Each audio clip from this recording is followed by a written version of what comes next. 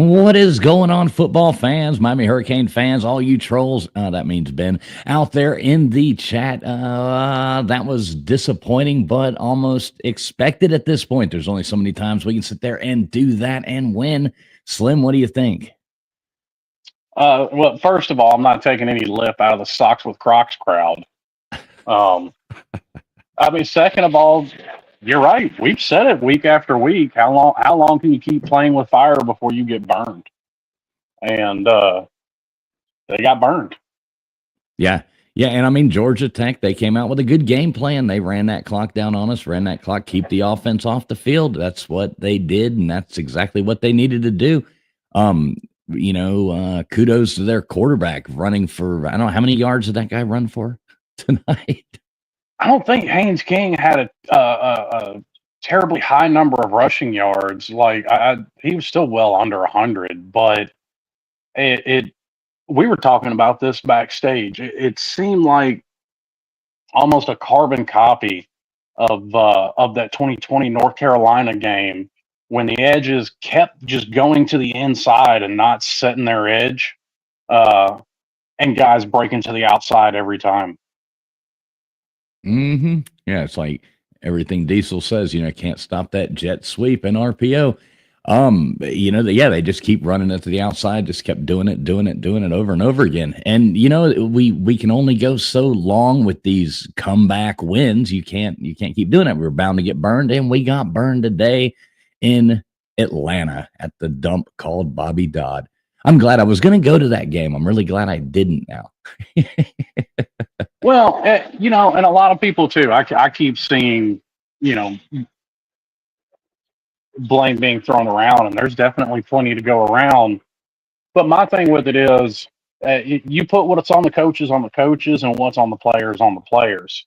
And if the players keep biting on the same thing over and over again, the coaches have emphasized that. That's on guys just not doing what they're supposed to do. Yeah, they just keep getting burned. It's almost like the same play every week. We just get burned on that exact same play. A lot of it is that quarterback rollout, and then dumping off to that to usually a running back, sometimes a slot receiver in the flat, and right. they just keep it. Once again, if you're getting bit on the same play over and over, that's on players, not coaches.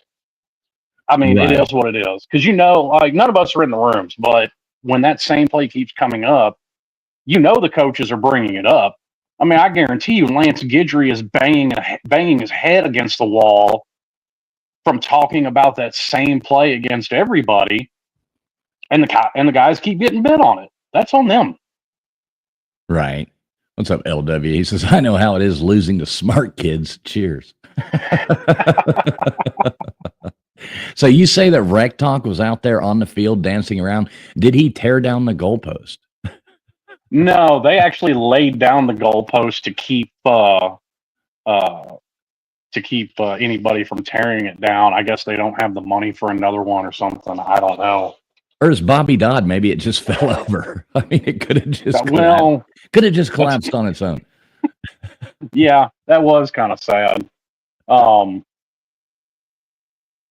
But I agree with you too. Like their game plan was to keep the ball on the ground, much like Florida State, and try to keep the ball out of Cam Ward's hands and just eat up clock. Yeah, and that's exactly what they did, and it worked. Mm-hmm. As soon as they got ahead, they just had the time of possession and out coached us, outplayed us on that, I guess. But it sucks, but none of us, like we were saying before, none of us picked us except for T2Y picked us to have an undefeated season. So I'm still not, I'm not jumping off a cliff or anything like that. It sucks. But a one loss, if we can go the rest of the season.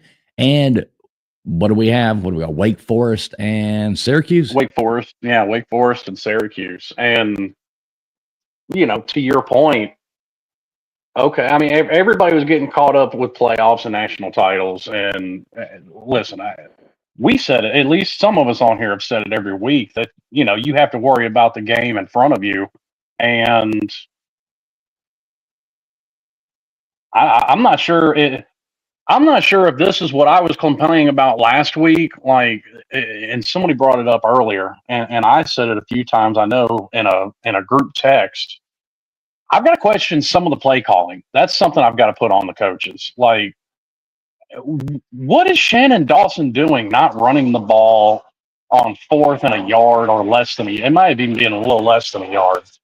But why are you throwing the ball to the halfback out of the backfield on 4th and 1? What are you doing? Yeah, that was even and like you said, I remember we have a little group chat going or group text going, and when they went for 2, you were like, "Oh, that's the stupidest thing." And I remember Alex, who should be joining us here in a minute, he's I think maybe going through depression stages, but the kicking that or not just kicking it, and like he was in there going, that was no, the reason we did it, blah blah. Then it came back and bit us in the ass. Slim's like, "Yep, see, I was right." So hats off to you. Well, and you have to give credit to Georgia Tech's defense. Now, unfortunately, the camera work is so terrible in these games that we don't get a view of what's happening downfield. But I agree with the point that Cam Ward is holding on to the ball too long sometimes and needs to get the ball out of his hands. If it's not there, sometimes you just got to let it go. But I have to assume that Georgia Tech's corners were just playing good coverage because we didn't get a look of it, what was really going on down the field. And so what's going on with the wide receivers? Why Georgia Tech should not be able to keep y'all covered like that? No, not at all. I don't know. They came prepared for us. They came ready to play. I don't think we showed up with our A game. I mean, obviously we just didn't do it. We didn't look. I mean, I say we didn't look like, but I mean, our defense, we looked like our defense has looked the whole season, but our offense wasn't clicking like it has. Well, no, actually, the defense hasn't looked like that all season. The run defense has been great for the most part all season. I'm sure you give up a couple plays here that you're not going to shut down everything, but on the whole, the run defense has been fine all year. Where were they? That today was literally the most rush yards they've given up since that 2020 North Carolina game. What are y'all doing? Right. Yeah, I mean, what's important though is that they get back in the locker room and hold their heads up and not come out next week letting one loss, letting one game beat you twice. So hopefully not. Well, and I call it, if you remember in the offseason before we got going, I said they may be feeling themselves too much, and that's why I call it a loss to Syracuse at the end of the year. Now, with that same line of thinking, because they have to stew on this for 2 weeks because they have a bye week next week, you really do have to worry about not letting Georgia Tech beat you twice. Right, exactly. Yeah, I don't necessarily think that's going to happen. But we'll see. We'll see. I mean, I'm glad we're playing Wake Forest next and not Syracuse. Like, I'd much rather have, the lineup we have. I'd rather play Wake Forest next than have to play Syracuse next. But as long as we win out, we're still sitting in a good spot. So I'm not going to get like totally depressed about this. It sucks. It's not, but it's a hell of a lot better than coming on here, almost every game last year and losing. we're not coming on here after losing to Middle Tennessee, Yeah. Yeah. And somebody pointed out, and I don't even remember where I saw this, but, Georgia Tech was kind of the beginning of the downfall of last season. So, to your point, I hope they don't let that happen again this season. Yeah, you got 2 games that you'll definitely be favored in going forward, or at least should be. Yeah, don't do it. Yeah, exactly. Hey, James Hennessy, thanks for the $2 super chat there. Run defense most worrying for today. It's that, that sweep, that outside thing that they just get us on. And like we were saying last week, it's, we don't have the speed. We got the size up front, so we have a lot of trouble getting out there. So you get one, it takes away from the other. So if we had the speed to get out there, they'd probably just run it down our throats right down the middle every time. So it's you give up one to take another, but yeah, it's quite annoying to watch and frustrating. Well, and this you saw something else today that, and this is why I say it's another carbon copy of that 2020 North Carolina game, because I just saw guys overrunning the play over and over, and then all you need is a little push because your momentum's already taking you from a Georgia Tech offensive player, and you're out of the play. Mm-hmm. And I saw that so many times today. Now, was it just me? I know I can't be the only one that noticed this, that an exorbitant amount of injury timeouts today for both sides. Yeah, there was a lot of people getting hurt out there. Yeah, a lot of time went by with that. So I hope everybody's okay. I hope either team. I hope no, season-ending injuries come out of any of that. But I think we're okay. John Bird, appreciate the support there, brother. Says keep up the good work, guys. Go Canes. Hey, thanks a lot, John. Really do appreciate you, man. Do appreciate you, and thanks for being here even after we lost. Here he comes. Let's hear it. I ain't dodging no smoke. I imagine there were already accusations that I was ducking out because we lost, but I'm here with my chest out, smiling, even though we fucking suck. What's up? So they were setting up cameras. Was that to survey you crying in the backyard, or was that for security purposes? No, it's to defend my property from perverts like you. So what'd you think of the game, brother? I was saying this to a couple people. Like, I need this week the defense to keep them under 30, and it's a point that was reiterated on the Orange Bowl boys this week, where it's like, hey, keep them under 30, give them a touchdown per quarter, and like that should be good enough for this offense. We did that, and we still lost, so that's great. But even though, we kept them under 30, we still gave up. Did it reach 300 yards rushing? I know we were damn close. I don't think so, but I don't have the numbers pulled up right in front of me. Yeah, I can try to pull it up. Give me a moment. I'll pull it up. Yeah, I mean, you have Haynes King. Oh, shit. He kicked himself. No, I kicked him by accident. Sorry. The woke media is trying to silence me. No, I'm joking. But yeah, you got Haynes King out there who already can't throw the ball, and now he's playing on one arm and a freshman quarterback, and they're going to run the ball. Like, that's what they're going to do. Even when Haynes King is healthy, they want to run the ball, and we couldn't stop it. I mean, how many times today did we see a defensive edge just crash on the inside and give up the edge, and they roll out on a perimeter run and pick up 5, 10, 12 yards? Oh, yeah. I brought that up.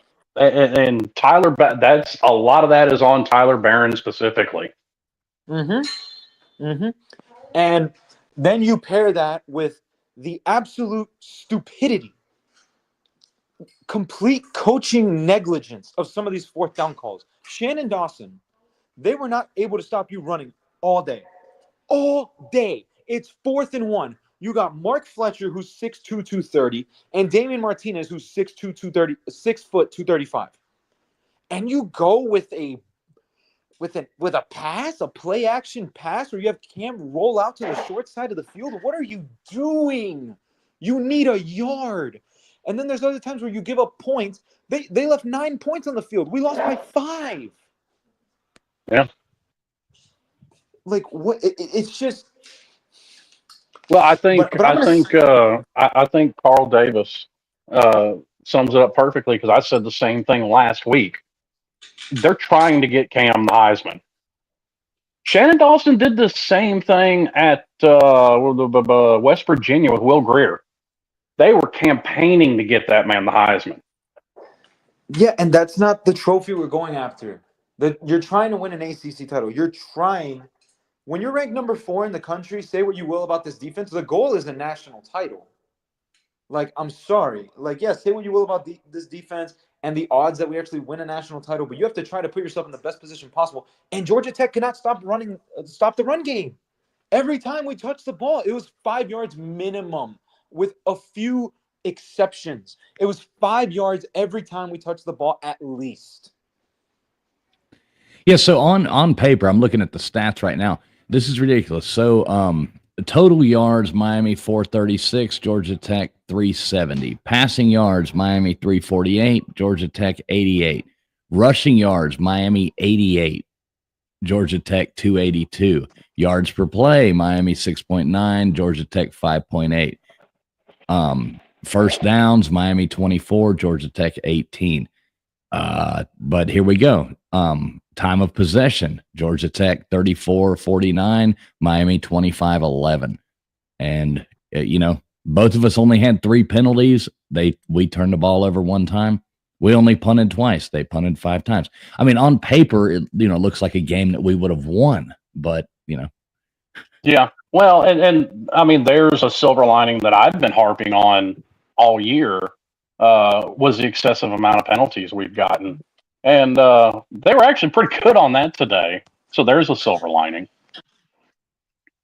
Well, I did like that one hit though, where we got, wow, what's his name? I'm trying to think, where he got thrown out of the game. Ahmad Moten. Yeah. That was a wicked hit right there. I did that. Like well, listen, that was also a great acting job, because that helmet, if he had just fallen over, his helmet would have come off anyway.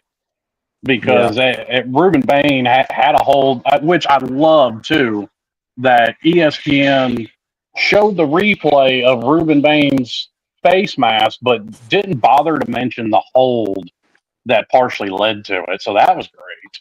Yeah. I just liked the hit. It was a good hit. I liked it. Yeah, and listen, I've made it clear I'm not a fan of the targeting rules whatsoever. But there wasn't a launch. Like I've seen a lot of that. I mean, dude had a 5-step running head start.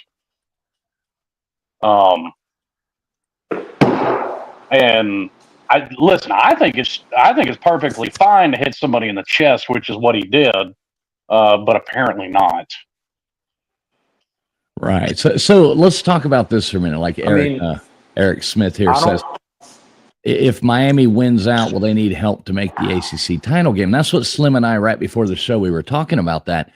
That'll be interesting to see with this new, without divisions or any of that.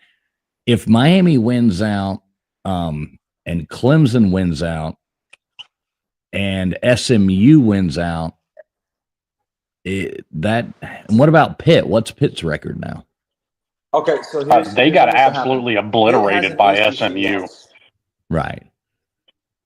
So that helps. Pitt has an ACC loss. Clemson has one. We have one. And SMU can go undefeated. If we win out, we will get in over Clemson because we have the tiebreaker, because we beat Louisville and they lost to them. So there's a common opponent there. Yeah, I do know. Yeah, I do know. One of the first things they look at is common opponent, and you'd probably be right there. But did Clemson play Georgia Tech? No, they didn't play. They don't play each other. Okay, so they didn't play. Okay, cool. No, and once again, this is also assuming that we win out. I mean, don't forget, in the preseason, I called Syracuse as my second loss. Possible third before I knew how terrible Florida State was. And if it is any consolation, Clemson is losing 7-0 to Virginia Tech right now. So, yeah, the scenario I saw where if Clemson loses today and then they beat Pitt, we're in. Like, that clinches it. Like, we could lose to Syracuse and we're good. Like, we'll be in the title game. But I just want to make a separate point, because I know there's probably been people already here that are like Debbie Downer. And you know what? I'm not going to call it Debbie Downer, because we lost, and we lost in a fashion that we've avoided over the past few weeks, which is come out slow, play like shit, dig yourself a hole, and then miraculously come back because Cam Ward is Superman. Hopefully this wakes this team up. Hopefully we don't see what we've seen in years past, where we lose a game and then all of a sudden the wheels fall off and we go 7-5. Yeah, we said that earlier. Well, listen, we're not there. There's not enough games for us left to go 7-5. Yeah, but I you mean, get the point, Sunday. absolute worst case scenario, we go 9-3. Guess what, y'all? That's still better than last year. Yeah, and I'll say this: hang on, because people look at undefeated, and we're all guilty of this. You start looking towards the postseason and what they might be able to do. Let's not forget, this was a 7-5 team last year. How many teams go from 7-5 to making noise in the postseason? Yeah, and the point I was going to make is this is still a team with a lot of young pieces and good young pieces. I mean, OJ Frederick is our best corner, and he's a 3-star freshman. So we're only year 3 into the Mario era. Like, yeah, we lost today. It was an infuriating fashion. But like you said, at least we're 9-1 in year 3 and not 1-8 in year 5. Florida State, cough, cough. But yeah, I mean, we're still in control of our own destiny. And the beauty of the 12-team playoff is we could lose to Syracuse, be 10-2, be in the ACC title game. If we beat SMU, we're in the playoff. It doesn't matter. Right, and that is the beauty of the 12-team playoff. I mean, even if we still have a great chance of making the playoffs. I mean, 12 teams, I think as long as we could lose another one, make it to the playoffs. And, there's so many scenarios that'll play out. We have to look and see what Clemson does. SMU's got a bye this week. I'd hate to see Pitt somehow sneak in there.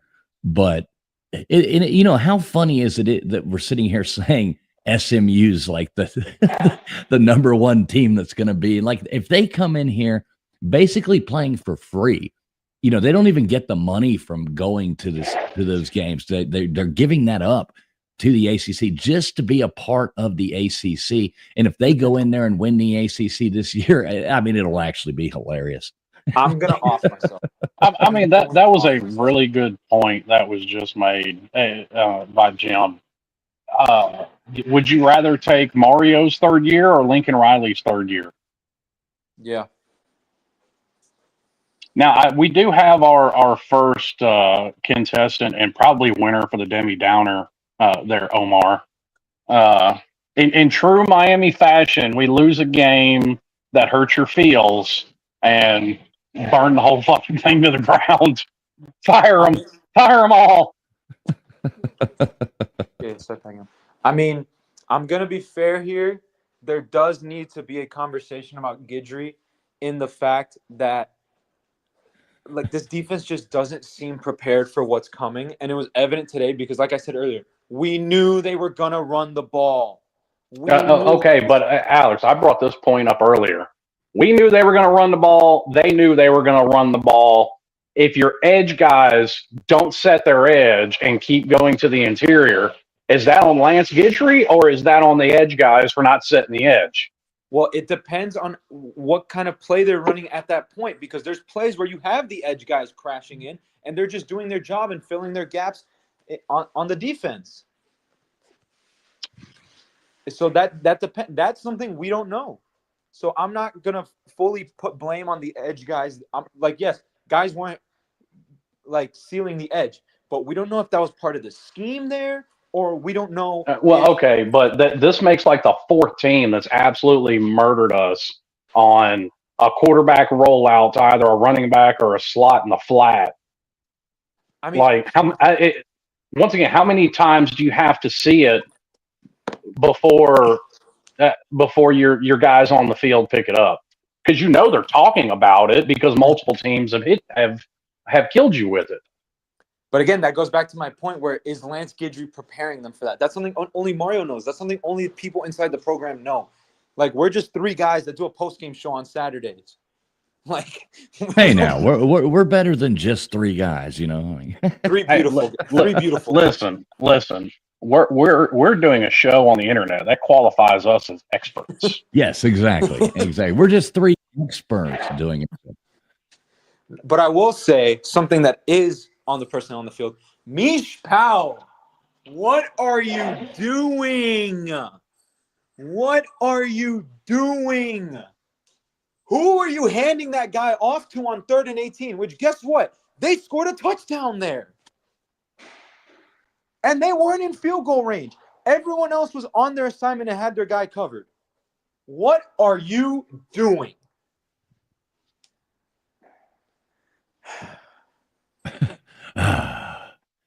Yeah, it's a tough loss. I mean, it is a tough loss. I didn't think we'd lose this one, but and here we are. We did. Well, that being said, too, on that last drive, I saw a lot of people dog Zaquan Patterson for giving up that 3rd down.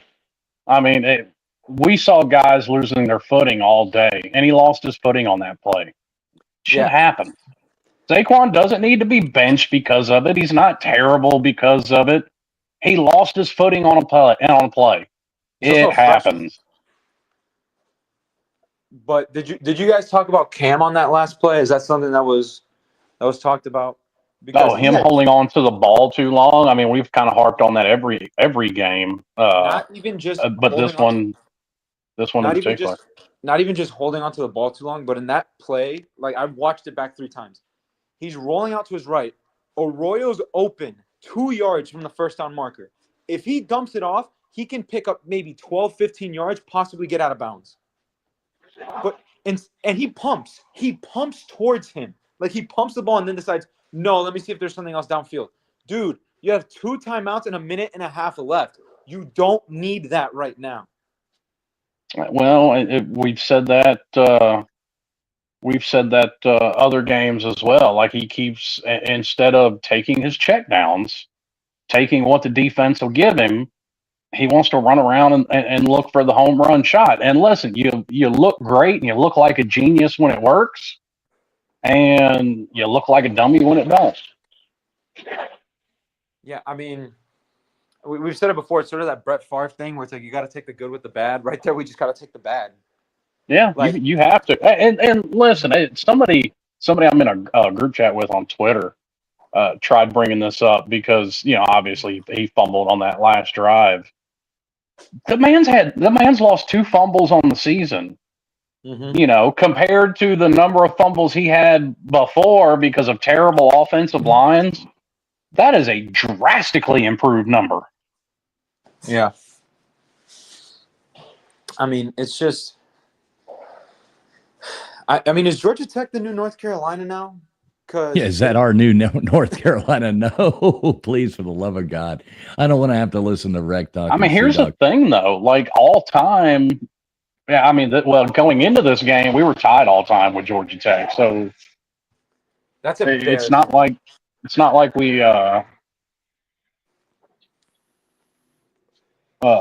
like we had a huge lead on them all time anyway. Right. But we should. Georgia Tech's a poverty program with a poverty stadium. I mean, I'm sorry. There's just no world in which Georgia Tech should even be competitive on that field. But again, we let them. Like, I don't consider this Georgia Tech winning. This is us losing. Like, we beat ourselves today. That's the problem. Like, that's what has me ticked off. No, Georgia Tech won. Like that is what it is. Like, because okay, you saw somebody open. Well, you have a field of view that Cam Ward doesn't have.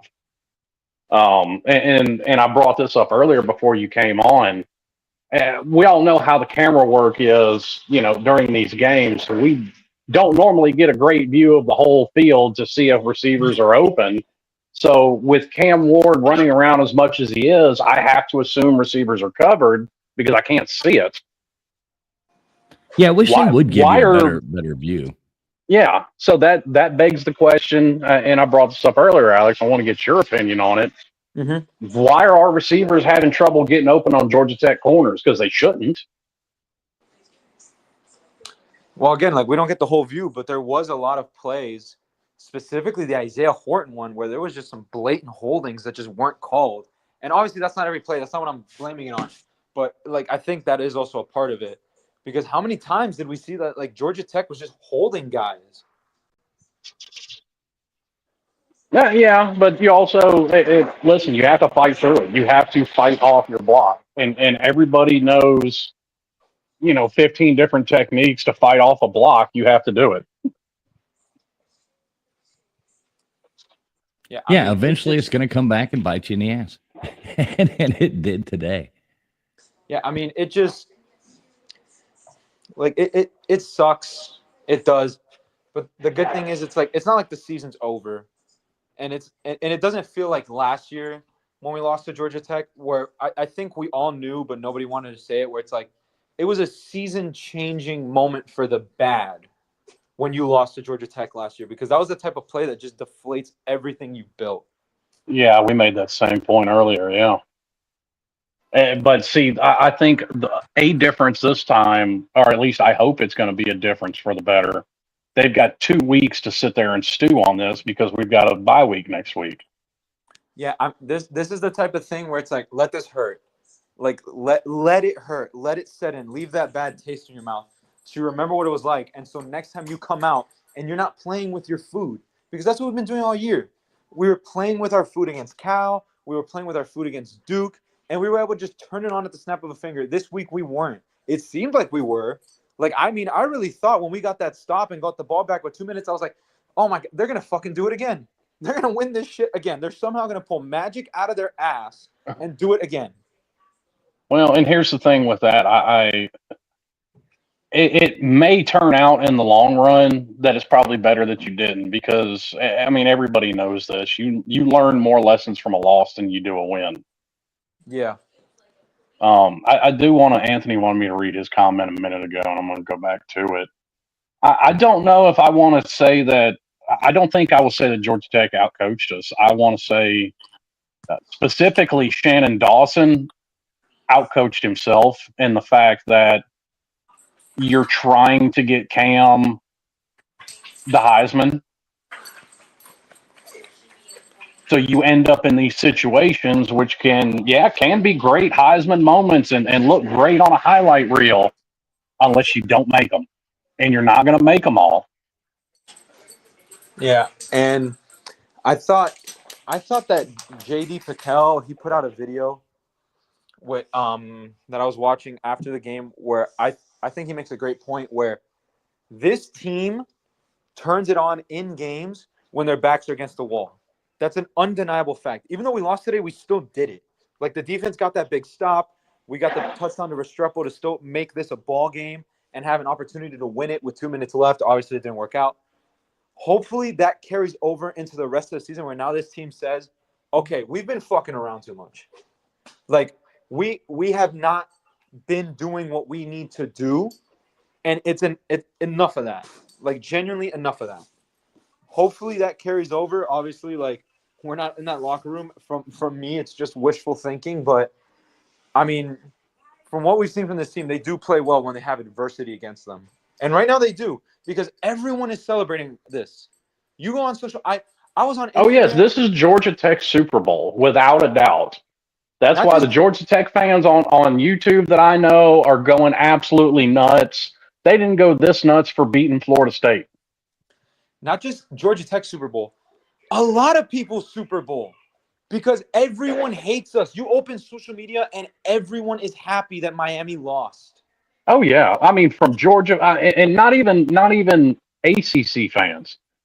Georgia fans are absolutely elated that Miami lost. Tennessee fans are up in arms that Miami lost. Georgia's losing to Ole Miss 13-7 right now, so maybe they'll pipe down. Wah wah wah. Yeah, well, we'll see. And Virginia Tech's still losing or Clemson's still losing 7-0 to Virginia Tech with 4 minutes and 50 seconds left in the second quarter. Yeah, I mean, I'm in a group chat on Instagram with this guy. He's a cool guy, but he hates Miami. He's an Alabama fan. Every week when we're on, he's watching and celebrating in that chat, being like, "Yes, come on, end these frauds season." End their season. Come on, like, do this. Like, end this fraudulent run. When you have that much hate, you know you're doing something right. Yeah, and like and Oregon fans are the same way, because I'm in group chats and friends with several Oregon fans on Twitter, and they're the exact same way. Yeah, and again, to reiterate, it's the third year of Mario Cristobal where he's taken a team from absolute mediocrity to now 9-1 with a Heisman candidate quarterback. Yeah. That's all I'm gonna say, because this team, They have exceeded my expectations for the year pretty much already. yeah, I mean, I picked us to go 10-2, but I thought it was gonna be a lot of. I mean, it's still been a lot of close games, but I thought it was gonna be a lot uglier. I didn't think this offense was gonna be this good. I didn't think Cam was gonna play on this level. Like, if you thought that we were gonna be putting up 50 points a game, and you said that preseason, like, you were crazy. Like, you would have been laughed off the internet.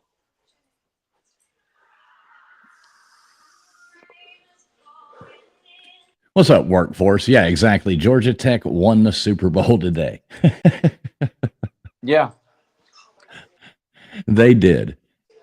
Yeah. And well, Joshua, listen, and I've said this for years. I don't know why people hang on to the words that coaches say, because in a lot of the places I run around, we've coined the term "coach speak." Coaches are like politicians in front of a microphone. You're not going to get a straight fucking answer out of them. No. But you have to admit, it is a bad look when someone brings up in a press conference, like, hey, Guidry, you're doing this wrong on defense. How can you fix it? And he just says, it is what it is.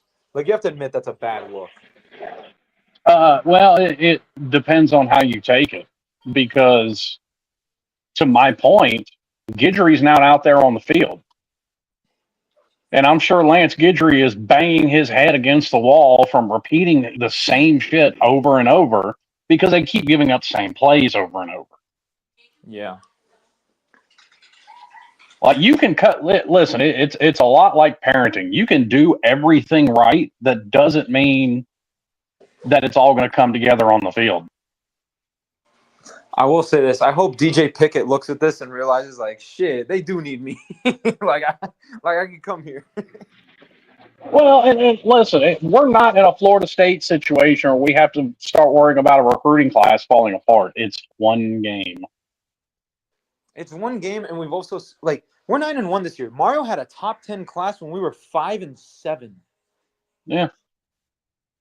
Last year we went 7-5. We had the number 4 recruiting class in the nation.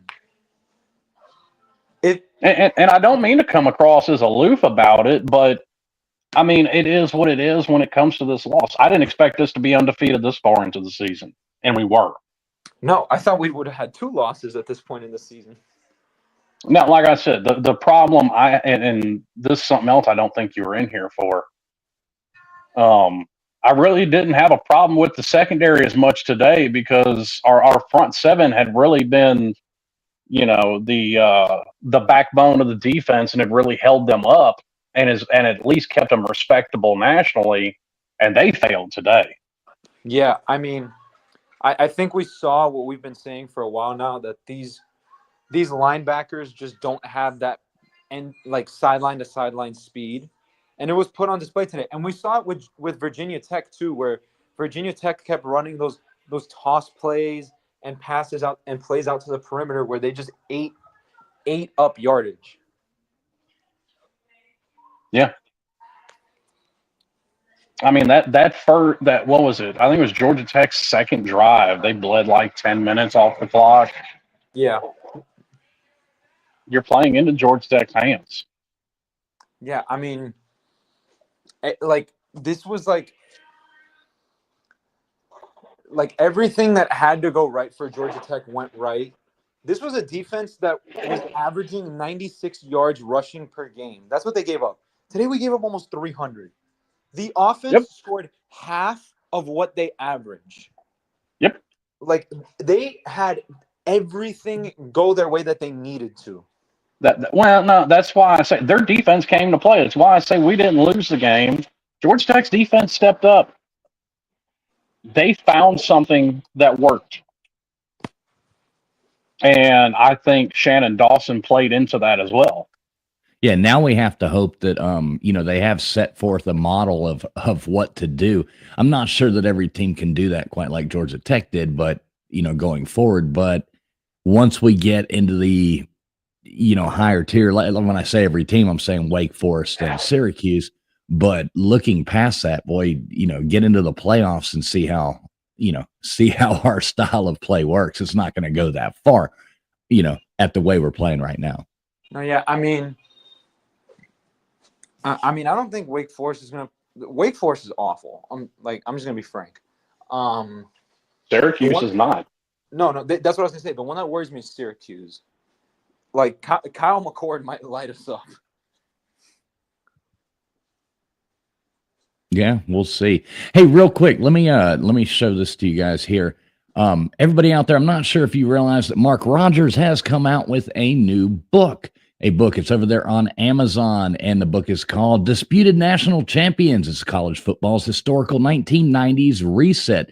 It dives deep into the chaotic world of college football championship decisions during the 1990s. This pivotal decade reshaped the sports in unprecedented ways, leaving fans and experts alike questioning the system's legitimacy and the crowned champions. Disputed National Champions also takes on the outcomes of the decade and projects those results into the BCS and various playoff models of the future.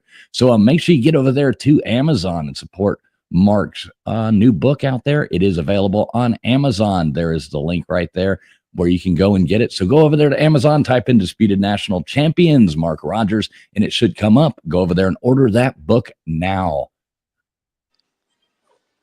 I actually do plan to order that. I haven't done it yet, but I'd like to read it. So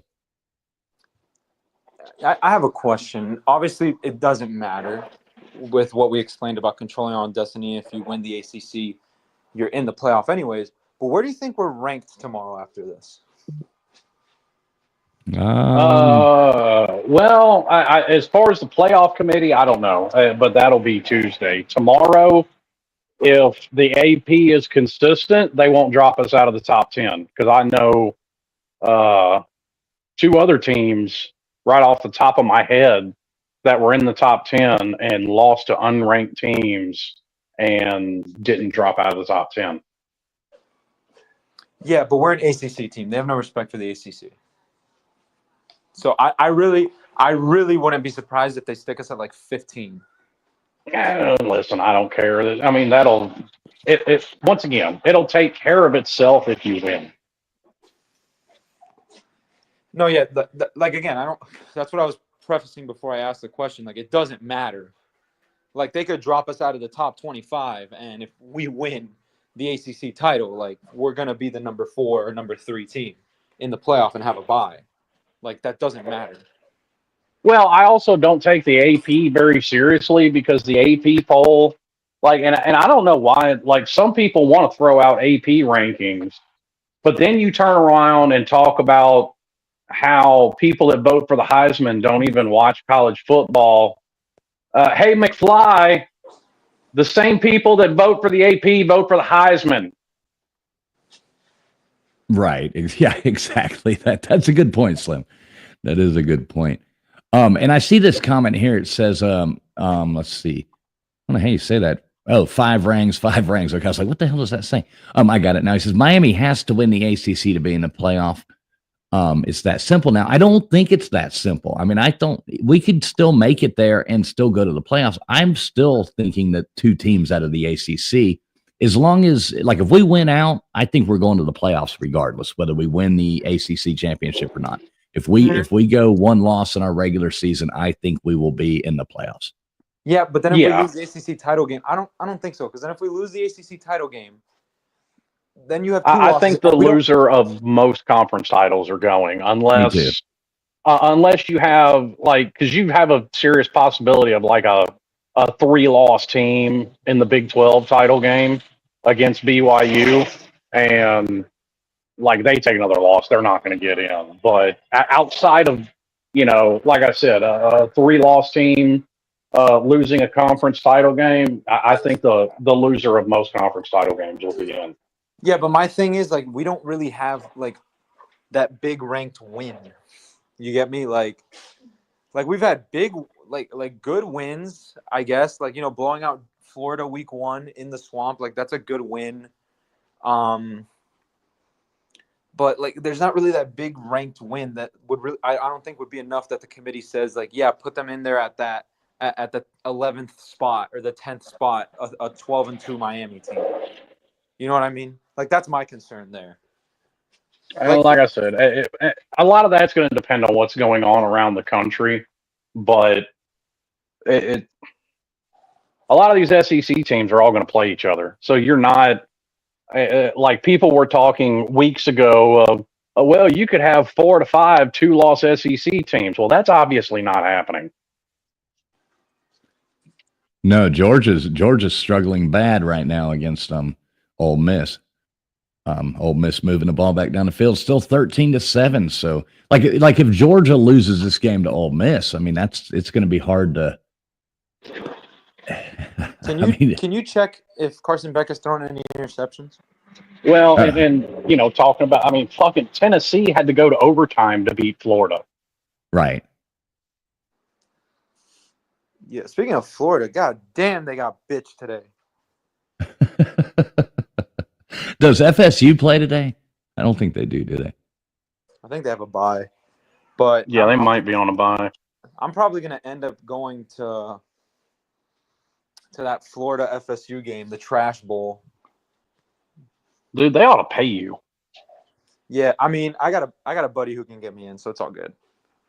I'm just saying they ought to pay anybody that shows up to that game. Yeah, I'm really just going for the tailgate, and then I might be able to get into the game. So why not? Like, I'm already going to be up there. Like, what do you think? What do you think the over under is on that? 12? 5. Good Lord. I mean, shit, bro. You got Brock Glenn and Luke Kromenhoek on one team, and then a third string quarterback on the other. I mean, Jesus Christ. That's right, Austin. I almost forgot. Yeah, FSU versus Notre Dame tonight, 7:30 on NBC. That's right. Listen, I forgot. It doesn't matter what you do, Florida State. At worst, you're going to have the second worst blowout of the week. No, I mean, this is pretty funny. I saw someone like a neutral college football like account on Twitter. They were, like they predict the scores, and they literally predicted, final score Notre Dame, Florida State. Notre Dame 31, Florida State 2. And I was like, well, at least you're giving them the safety. But they might legitimately get shut out tonight because that Notre Dame defense is good. Al Golden has them boys good. Well, and like I said, it'll still at worst be the second worst blowout of the week, and if you know, you know. But I will say, because we hate Debbie Downers on here so much, so let me try to bring a little. Slim. let me try to bring. Oh, okay. No, now I get it. But let me bring a little positivity because we hate Debbie Downers here. How nice is it that we're having conversations of how Miami could potentially be getting into the playoff compared to the last few years where like the season was basically already over by this point in terms of the major goals of trying to like win the ACC and all that?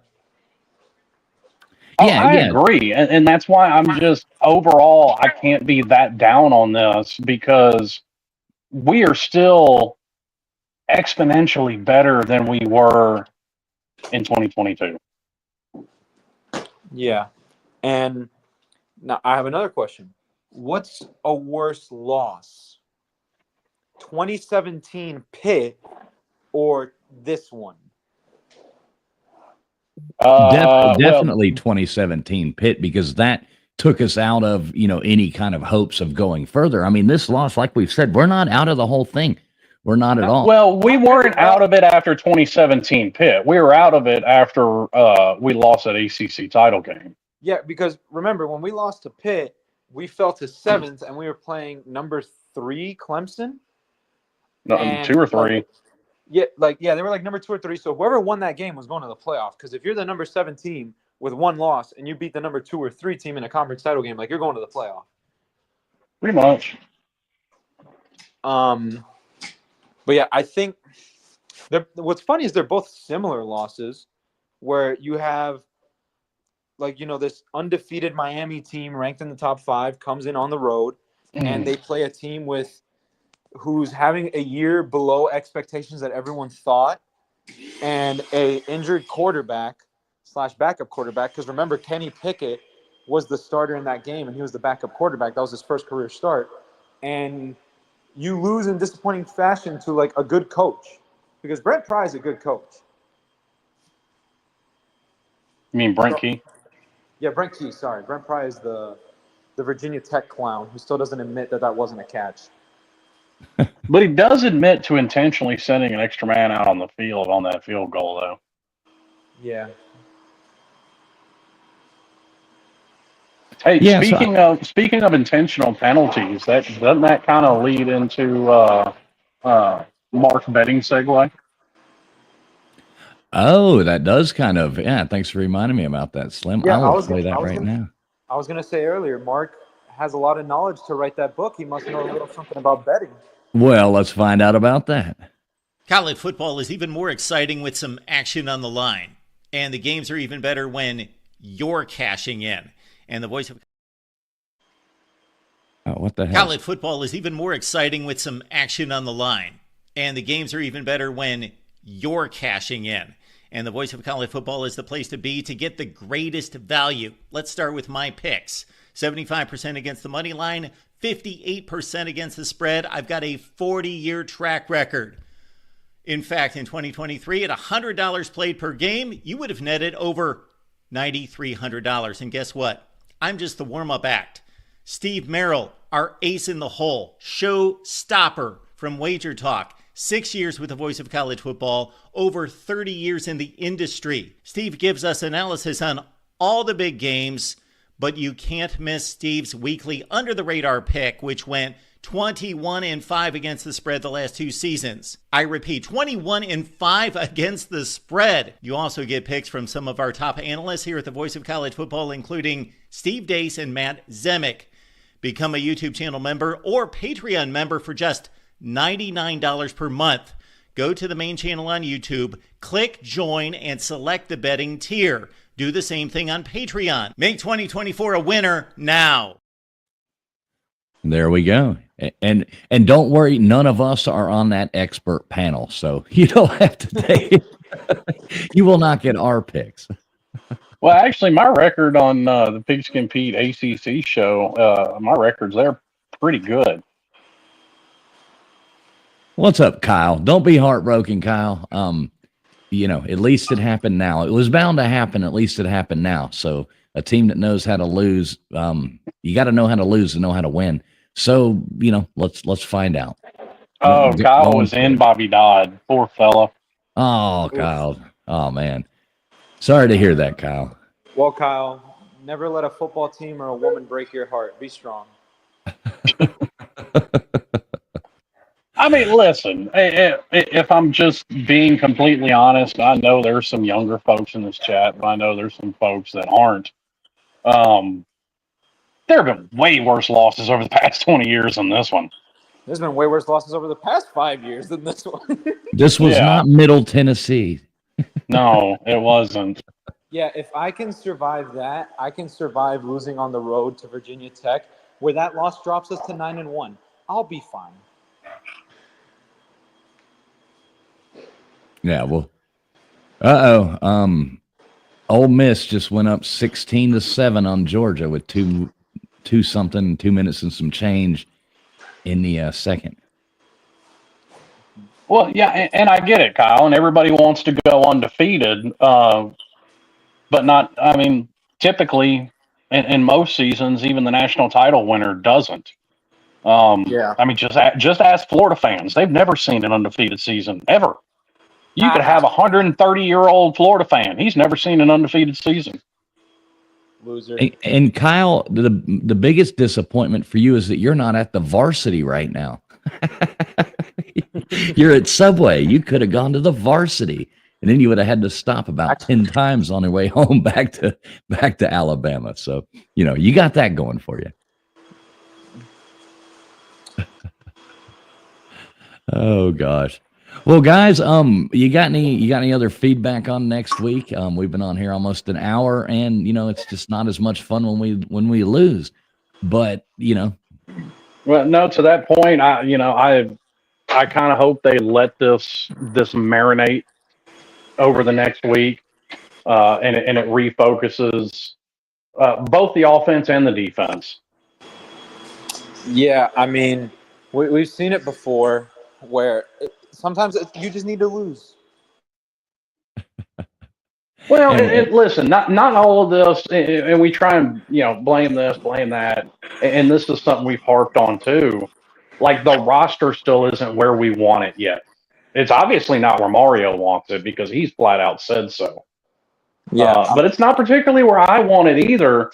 And like today, I think it became glaringly obvious that we are missing some speed on this defense. yeah. I don't know if you guys heard the first part of that. I had a call interrupt me, but sometimes you just need to lose. You do. Like a team just needs to lose, and these aren't going to be perfect one-to-one examples. And I'm not saying Miami's going to go on to do the things that these teams did, but Alabama needed to lose to Florida in 2008. Florida in 2008 needed to lose to Ole Miss. Okay? Miami in 1989, they lost to Florida State, still won the national championship. Sometimes you need that adversity, you need that loss to just push you a little bit more because you don't want to feel that again. Yeah, and I think Cam Ward, yeah, he does hold on to the ball too long, but like we've said, we wouldn't be where we're at without Cam Ward, and I do think this is going to really have him pissed off. Coming back. I completely agree with Workforce, Kyle. If you want to drown all your sorrows away, since you're hungry anyway, go to Magic City, get some lemon pepper wings, and enjoy the sights. Kyle, and let me say something on that one. These guys are trying to steer you in a bad direction. They're trying to send you to a dive. You need to go to a nice place like the Claremont. Well, no, if I was going to steer him in a bad direction, I would send him to TriStar's favorite restaurant, Swingin' Richards. Oh, geez. On that note, let's wrap this thing up. Wait, I got one more thing for Kyle. I got good news and bad news for you. Okay. Apparently, Traveling Pools is familiar. Good news is we're still 9-1. Everything is in front of us. The bad news is that you're in Atlanta, and I can't help you with that one. So. Yeah, just remember. Yeah. All right. Well, guys, last words. That it? We good to go? That's it, buddy. All right. Well, let's get out there next week, or not next week. Let's get out there next week and regroup, get our stuff together. I think that's what the team needs to do. Then we come back and we beat Wake Forest and take out Syracuse, go on and win out like T2Y said we're going to do. So we'll give them a pass on this one. But anyway, everybody that tuned in, thanks so much for being here. We'll see you in 2 weeks right back here at the Miami Postgame Show. We always love seeing y'all, and we always do appreciate each and every one of you. Real quick shout out to James Hennessy and John Bird for the super chats. We really do appreciate those. They help keep shows like this going. So to all y'all out there, go Canes. We love all y'all, and it's good to be family with you. We'll talk to you soon. Okay.